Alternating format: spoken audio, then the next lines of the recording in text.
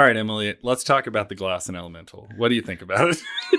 The glass? Yeah, the glass fixing the wall. No, I'm just kidding. I'm messing around with you. I have thoughts. We ended one. I wanted to start back with it. I thought it was funny. It's tempered glass. It's okay. So, Then it breaks. I mean, spoiler. It does break. What are we doing today? I threw on our Instagram story, like, hey, ask us questions. And so we're just going to answer some questions. We have some answers do we have some to burners? some questions. I think we do.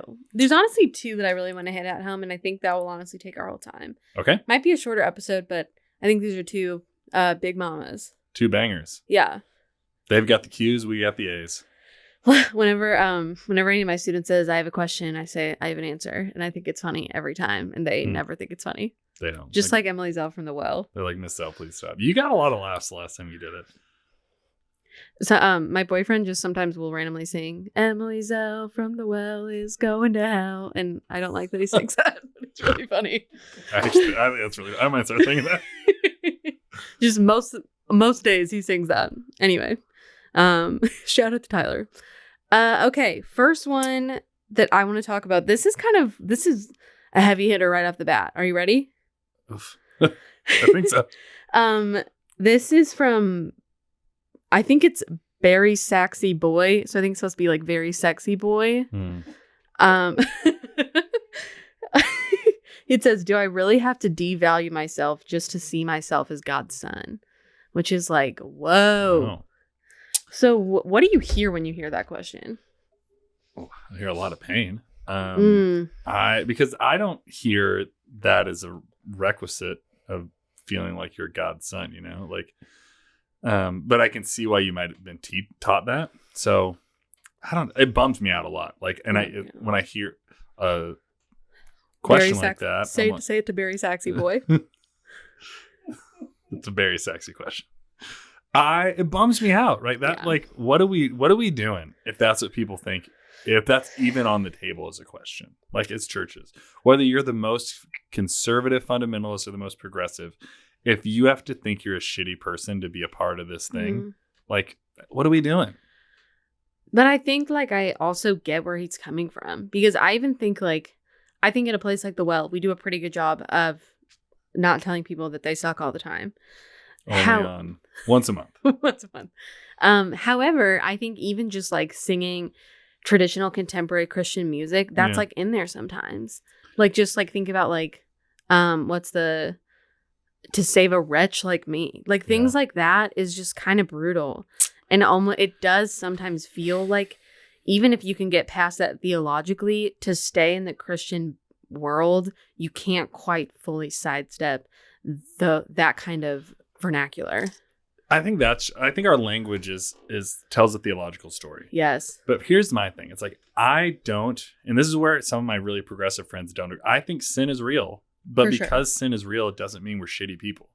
Like, because I shoplifted 6-lits from Albertsons when I was 9 doesn't mean I'm a thief. You know what I mean? Yeah. It means I stole something once. Because I have cancer doesn't mean I'm cancer, right? We talked about that early on. Like, that's not my identity. Like, sin is not my identity. And I think that's what I find. And we were singing a song on Sunday. I actually had this thought. It's like something to the effect of like, my sin held you on the cross was like something we sang. I'm like, that's a lot for someone who's like wrestling with the insecurity of their own sin and whether it makes them a good or bad person, and they're not sure what they know about that. Like, you hear or you see, like, you've never been to church before and you're like, I want to come because I want to find Jesus and I want to be a better person. You sing a song, you're like, well, shit, I nailed him to the cross. Yeah. Like, how do you like to reconcile that? I get the question. And when I said I don't understand it, like, I understand it deeply. Yeah. I don't understand what we're doing as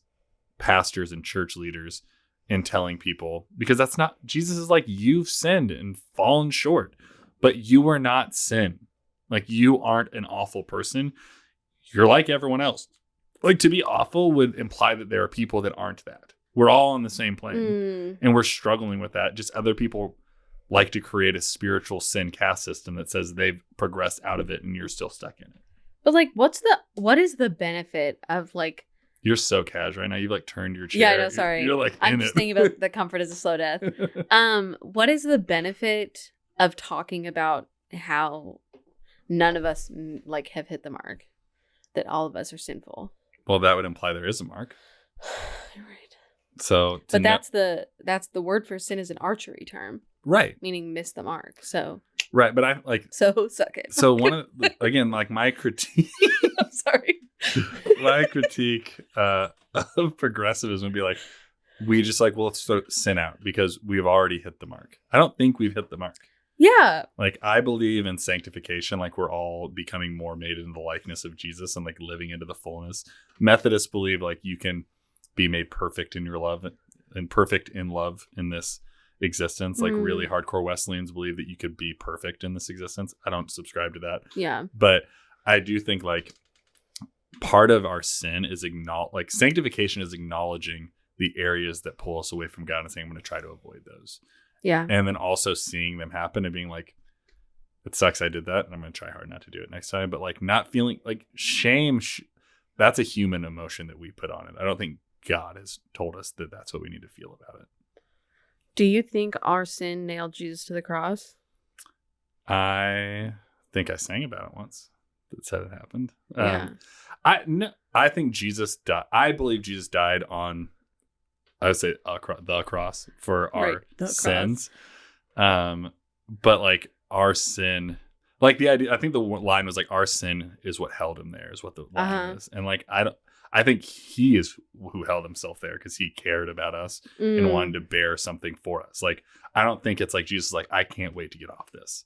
But like the pressure and the weight of human sin through time and existence is holding me here.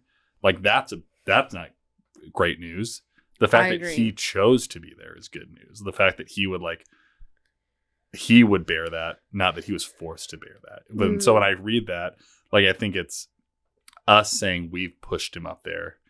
And that's not even the same as like we're the ones nail in the hand. I mean, like if we were physically holding, like have you ever been like bullied, like put into a garbage can or shoved into a locker? Like that's what it feels like to me. Like that kind. I have been. It's not fun. Put in a garbage bin and in a locker. I remember. Gosh, this is like a humble brag that has a sad part of a story. But I was the only sophomore that was on varsity, and all the upperclassmen didn't like me in basketball, and so I was subsequently put into a garbage can. And then I scored 25 points the next game, and then they loved me. And then they didn't pass me the ball the next game. So. It's honestly giving Rudolph a little bit. Like they hated you until you came in handy.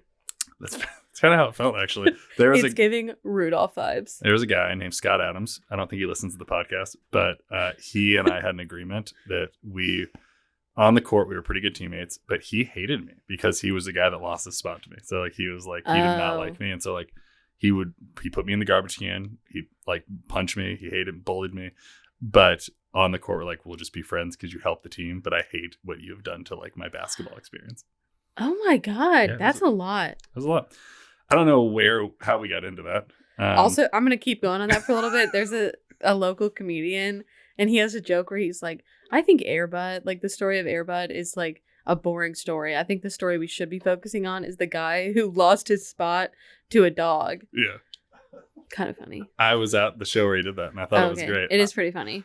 I remember being in the moment and being like, there was a direction I wish she would have taken it that I thought was funny. Yeah. But I think Air Bud, like I thought it was funny because it's like, you would not think Air Bud jokes would be very highbrow. And I thought he did a pretty good job. No, it was like pretty, I mean, that's like pretty thoughtful. And I wouldn't have ever expected to hear an Air Bud joke. Yeah. And that guy, he was like the tall, skinny, kind of awkward stoner guy, right? Yeah. I hope he doesn't listen, but that would be hilarious. I thought his presentation, I don't know if that's who he really is or not, but I thought he had one of the best, whether it was a character or not. I really appreciated like his presence on stage. It was like this anxious energy, and I was like, it's very like, yeah, I agree. Anyway, so I will say though, as I was thinking about the question, I wonder if we're not even hearing what Sexy Boy is saying or whatever. Can you read it again? Yeah. And then tell me how you think we've missed it. Barry Sexy Boy, do I really have to devalue You're so myself? Into this name. I think it's really funny. Do I really have to devalue myself just to see myself as God's son? So what if devalue doesn't mean like hating yourself or see you as a sinner, but it's just like, think about like all those verses. It's like, I must become less, he must become more, or like I'm third, like all those things about like, I need to like care about myself less or think about myself less. What if it's more of like, what if he's asking about like lowering the rungs of, do you know what I'm trying to say? Is there value in that? Well, yeah, I think that's a humility versus pride thing. I think we should all think less of ourselves. I think like thinking we're king of the mountain is the pathway to like lots of destruction in life, because we think we're the best thing since sliced bread. So I think humbling ourselves and seeing less of ourselves in a non-shameful and self-deprecating way is an important part of humility. But I also think on the other side, it's like being created in God's image means God didn't just see us as good, but God saw us as very good. So it's like God doesn't see us as less of ourselves. We might need to see ourselves as less of ourselves. Okay. But I don't think God sees us as bad. God sees us as very good creations that are trying to embrace our image that we were created in. And that, in a way, that is like a really beautiful and loving ask, to be like, think less about yourself, because it, like, sometimes we just need to get out of our heads and like, honestly, like, get our heads out of our own asses and just like be like, I don't need to think about myself all the time. Let me like actually be interested in what someone else is saying. However, I think my sensitivity to that is like, I have heard pastors be like, and this is the problem with the self-care epidemic. And I'm like, I don't really think that's an epidemic. I think it's fine to care for yourself. Yeah, but I also hear it different. Like, I'm like, yeah, do self-care. Don't do like self-promotion. You know what I mean? Like, ooh, yeah, self-care okay. and arrogance are not like one and the same. Or self-care and like pride are not one and the same. I agree with that. So I think I equated self-care and selfishness as the same for a long time. And I hear a little bit of that in this guy's question, which is why I think what I also want to say to Barry Sexy Boy is like, that it is okay to care for yourself and value your well-being. And like, I think I had to learn that like part of my responsibility is to myself and to like own that and not just be like, well, Emily doesn't matter. And that's me being like the most humble Christian there is. Yeah, I think humility isn't like neglecting yourself. That's a word. It was a lot of words. It was a sentence. So, well, I think we've done our best to tackle Barry's question. And I think because you said this Instagram tag 100 times, hopefully you get 100 new followers. I know. Well, there is some punctuation in there that I didn't tell, so it might be harder to find him than you think. Right. Or her. Okay. So the other one, this is from The Mystic Adventure, and they just say rapture fear and how it has affected your mental health. Oh, I dig this one. So I'll tell a story really quick. I'm just going to jump into this one. But I went to this really cool event over the weekend called St. Louis Storytell. Okay. Which took place in the Chapel for the Arts, which is like a really cool vibey place. Okay. And you guys watched Left Behind? No, but the theme for the night was Left Behind. Oh, seriously? Yes. And so everyone told a story about a time when they were left behind. And it was really beautiful. Like not rapture, like we're talking about like left behind, like someone the was ballpark. Like, yes, yeah. One of them, it's like you were there. One of them was about being left behind at the ballpark. Were you there? But I'm always there. Danny's always watching. But anyway, and I mean, it was all really good. There was one guy who just talked about like his grandma dying, and then they just like had it, like they just ate breakfast, lunch, and dinner just like near her body all day. And he was like, so that was kind of weird. And then he walked off, and I was like, what was the story? Anyway, I have a weird thing with dead bodies, and so that's like truly like one of my nightmares. But it just like wasn't a story. Like I was like, okay, well, it is a story. It just wasn't connected to your theme. Correct. But anyway, this one guy had this like beautiful story, and he actually started off talking about the books Left Behind. And he was like, if you've ever seen a pile of clothes and been scared, like you've experienced rapture anxiety. And he ended up telling this whole story about like the pain that it is to like leave a religious community. And it was so, I mean, honestly, I like teared up. Like it was really beautiful. And I know there were a lot of Presbyterians there. Like I ran into a bunch of people I knew that I didn't realize would be there. And it was like, it was interesting for like them to hear it and like for me to be there. It was like this really beautiful, and he did a fantastic job. But all that to say, he brought up rapture anxiety. Yeah. So I didn't really have rapture anxiety. So I did. Like Left Behind was like a huge pop culture thing, Y2K, obviously, like I mentioned, I guess an episode ago, like that was a thing we were nervous about. That and the rapture were connected to one another. So you thought you would be left behind on Y2K? Well, I hoped that I would get taken up in the beam of light, but maybe be humble. But yeah, so I think I've told this before, but I mean, I remember working at a summer camp, and it was like a Jewish camp. And at this point, I believe none of those people were going to be saved. And so I was in my bunk full of all these Jewish kids at this Jewish camp. And there was a thunderstorm happening. And what I really came to find out later is like someone came in to see if I had snuck out, and they couldn't see me, and they shook my bed. Oh, crap. But like I wake up, and like they're probably just like laughing as I'm like bawling my eyes out. But I like get up and I look around, I can't see any kids in their beds. And I'm like, all right. So apparently I was wrong. And all of the Jew kids got taken up, and I got left behind. No. And I was like just terrified. And but I had like moments like those in my life. Like look over, my twin and I shared a room. I look over and I'm like, he's not in his bed. And I'm like, did I get left behind? Like, and so there were lots of moments in my life where, and I remember when the movie came out, like we did a all-nighter at a Lutheran church, and we stayed up, and then at 1:00 they're like, hey, we got this movie. It's going to be a real uplifter. It's a downer. We were just watching this movie, and the end of it, like, do you guys want to accept Jesus into your heart? And I was like, will that make this stop? Like, can we be done with this? Yeah. And we talked about indoctrination, like that. I went through like those Hell House all-nighters are psychological warfare to trick you into believing this thing out of fear-based tactics. So yes, I believe in rapture anxiety. But I do not believe in the rapture as it's been taught. So I don't have anxiety about it anymore. But I did growing up. In the Left Behind saga, were the people like bad people, and that's why they got left behind? Yeah, well, that's what makes it kind of hard is like, so Kirk Cameron was left behind, and we all know that in real life he will never be left behind. Right. He will be taken out first. The first one to be taken. But yes, so like these like so they're not bad. There's a few like bad, like I'm a murderer, I'm a rapist, or like the people that are like the really bad people. Okay. But like the majority of the characters are like lukewarm. Like that's what they're trying. Like be on fire for Jesus, or you're gonna be left. Because all these people are like, I was a good person. I like went to church and I tithed. But they're like, but did you really accept Jesus into your heart? And like, so that's kind of, and I actually vibe with the idea of like, what does it mean to follow Jesus with your whole heart? But this was a scare tactic into lukewarm Christianity. Which I don't. So how did that affect your mental health, do you think?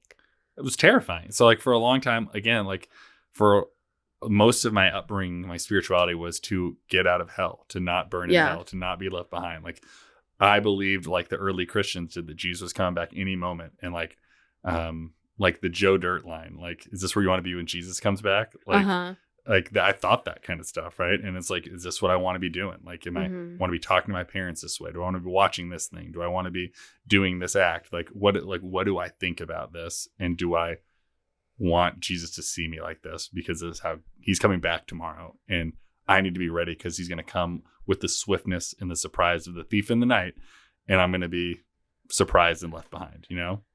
So I didn't really grow up believing in the rapture per se, but I definitely had a Sunday school teacher who was like, are you ready 100% of the time? Like if Jesus came back in this moment.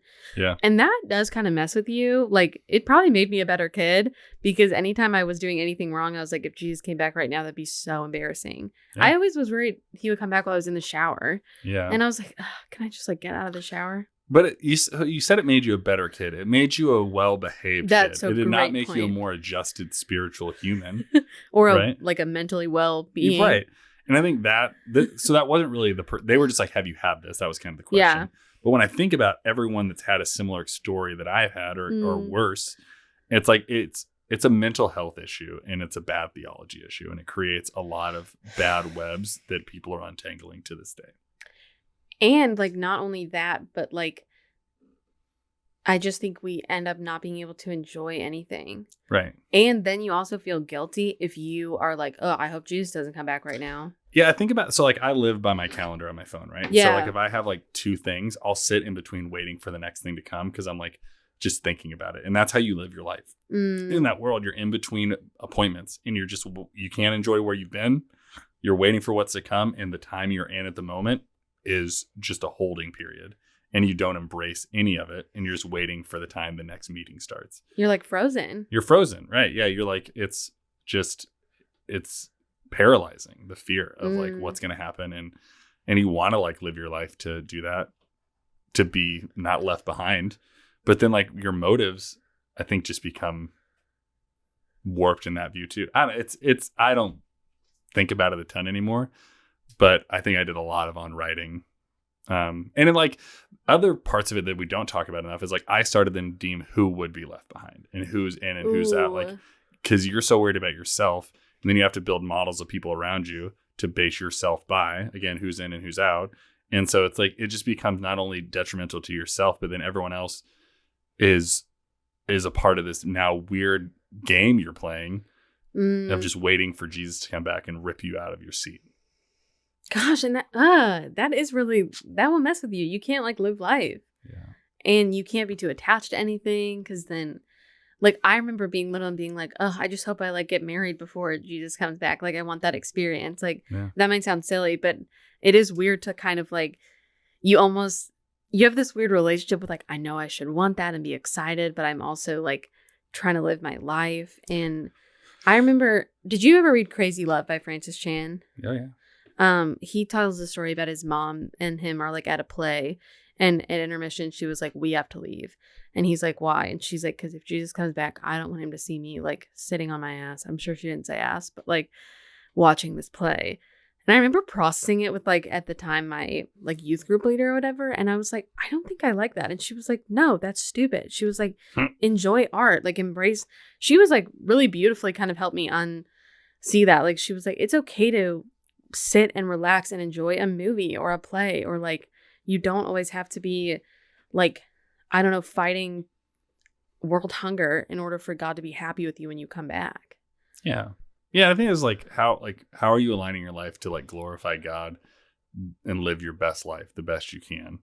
But like if everything is like a moment, like again, like if you can't fully embrace where you're at, or you're just doing it to like check boxes, like I think the motivation behind all of it becomes very interesting. Yeah. I'm getting anxiety just thinking about it. So those are our 2 questions. Do you have any other thoughts on that? I don't, but I mean, I think to the audience, I mean, I would just say like, I think rapture theology, like I think we believe in afterlife, and Christians believe that like there's something beyond the existence we have now. But like a lot of what we've been taught about the rapture is like based much like hell and Dante's Inferno. It's in bad Christian literature. Yeah. And Left Behind is far worse literature than Dante's Inferno. How about we just stop letting Christian literature affect our actual theology of Jesus? I think it's probably a worthwhile pursuit. And I'm an English teacher, but I think that not everything is literal. Not everything is literal. So we did emails. Let's go to the recommendation zone. Yeah. Well, I'll start off. Okay. My recommendation, which would be don't watch Left Behind. That's my recommendation. I've never read or seen it. Yeah. Well, definitely don't read it. Okay. Also don't watch it. Unless you're going to watch the new remake with Nicolas Cage, because you will laugh.